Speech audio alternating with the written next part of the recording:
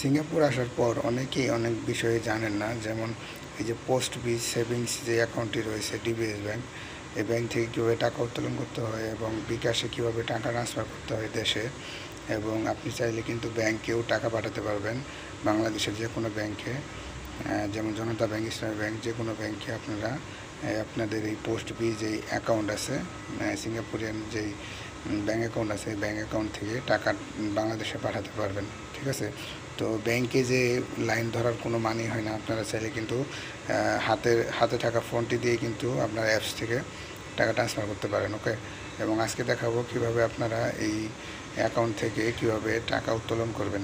ওকে, so অনেকে ভুল করে থাকেন যে ভুল পাসওয়ার্ড দেন এবং উল্টাপাল্টা টিপাটিপি করার কারণে কিন্তু আপনাদের কার্ডটি ডিঅ্যাক্টিভেট হয়ে যায় এবং বন্ধ করে দেয়। ঠিক আছে, সেই বিষয়গুলো অ্যাভয়েড করবেন, এবং যদি ক্যাশ উত্তোলন করতে চান তাহলে ক্যাশ উইথড্রলে ক্লিক করবেন প্রথম অপশনে, এবং যদি টাকা ট্রান্সফার করতে চান তাহলে ফান্ড ট্রান্সফার এখানে ক্লিক করবেন। ঠিক আছে, তো আমি টাকা উত্তোলন করব, তাই আমি ফান্ড ক্যাশ উইথড্রলে ক্লিক করলাম। ক্লিক করার পর এখানে দেখতে পাবেন পোস্ট বি সেভিংস অ্যাকাউন্ট, প্রথম অপশনে ক্লিক করবেন।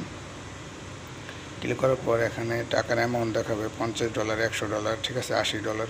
তো আপনি যদি খুচরো টাকা তুলতে চান, যেমন $30, $30 বা $45 এরকম যদি থাকে, তাহলে আপনি নিচে ক্লিক করবেন চুজ আদার অ্যামাউন্ট।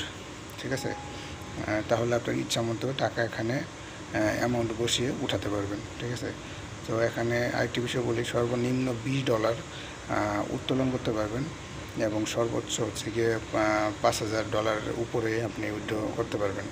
ঠিক আছে, তো আমি $20 ক্লিক করলাম।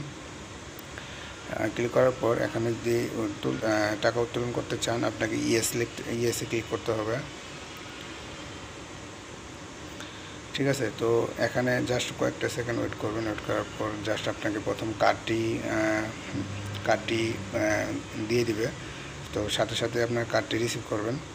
রিসিভ করার পর আপনার টাকাটি দিয়ে দিবে। ঠিক আছে, তো আরেকটা কথা বলি, কিভাবে বিকাশে টাকা ট্রান্সফার করতে হয় অনেকেই জানেন না। ঠিক আছে, অনেকেই অচেনা মানুষের মাধ্যমে বিকাশে টাকা পাঠান, অনেক দেরিতে দেয় বা দিতে চায় না, অনেক সময় লেট করে 2 দিন 3 দিন। তো সেই সকল বিষয়গুলো থেকে বেরিয়ে আসাই ভালো। অপরিচিত মানুষের কাছে টাকা দিয়ে বিকাশে পাঠানোর কোনো মানি হয় না। আপনারা চাইলে কিন্তু এই যে আপনাদের যে DBS post B savings account আছে, এটার মাধ্যমে কিন্তু আপনারা চাইলে দেশে বিকাশে টাকা পাঠাতে পারেন, এবং চাইলে কিন্তু দেশের যে কোনো ব্যাংকে আপনারা টাকা পাঠাতে পারবেন। ঠিক আছে, অনেক সময় কিন্তু আমাদের কার্ড হারিয়ে যায়, তো সেই সময় আপনার